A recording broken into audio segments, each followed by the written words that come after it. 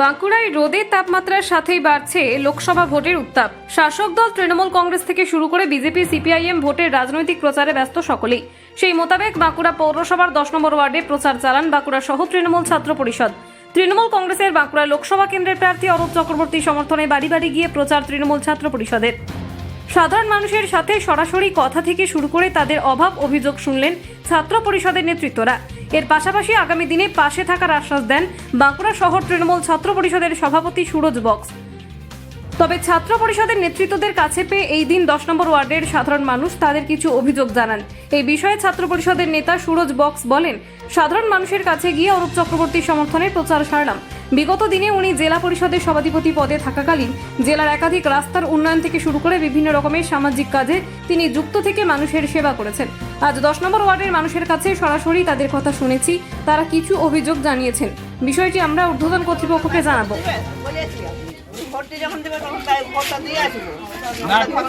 ঠিক আছে, এইটি বললে আমরা তো জানতাম না, এই যে বললে এটি আমরা যে জানাবো। আমি তো বলেছি যে আসুন তাকেই বলবো। হ্যাঁ, অবশ্যই।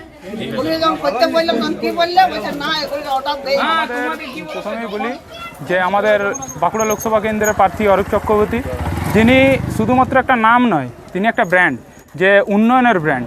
ঠিক আছে, মানে আমরা দেখেছি আমাদের তিনি যখন বাঁকুড়া জেলা পরিষদের সভাধিপতি ছিলেন, তিনি কত উন্নয়নের কাজ করেছেন। যেমন যদি বলতে হয় তো অনেক বলার আছে, কিন্তু তো আমি ছোট্ট করে দু একটাই বলছি।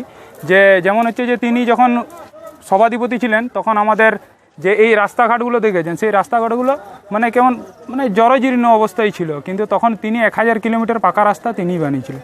এবং বাঁকুড়ায় যখনই দেখবেন যে মাধ্যমিক উচ্চ মাধ্যমিক পরীক্ষা হয়, তখন কিন্তু ফার্স্ট সেকেন্ড থার্ড বা 1 থেকে 10-এর মধ্যে যে লিস্টটা থাকে সেটা বাঁকুড়ার ছেলেমেয়েরাই থাকে। তাদের কথা ভেবে পর তিনি তার নিজের জায়গা 15 বিঘা জমি তিনি আমাদের ইউনিভার্সিটি করার জন্য দিয়েছিলেন। সেটা রূপায়ণ করেছিলেন আমাদের মুখ্যমন্ত্রী মমতা বন্দ্যোপাধ্যায়।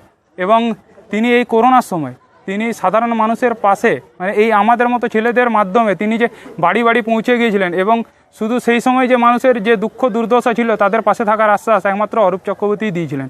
এবং আপনারা দেখেছেন যে আমাদের বিগতবারের যিনি এমপি ছিলেন, ঠিক আছে, তিনি নিজে মানে ডাক্তার, ঠিক আছে, তার কাজ ছিল যে মানুষের পাশে থাকা। কিন্তু সেই সময় তিনি মানুষের পাশে না থেকে তিনি ছিলেন কি নিজে চেম্বার করতে ব্যস্ত ছিলেন।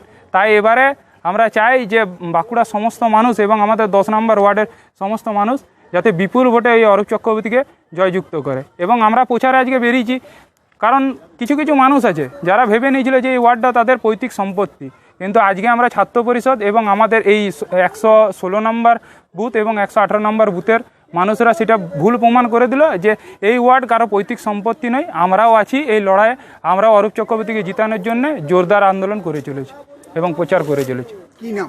আমার নাম সুরজ বক্স। আমি বাঁকুড়া শহর তৃণমূল ছাত্র পরিষদের সভাপতি।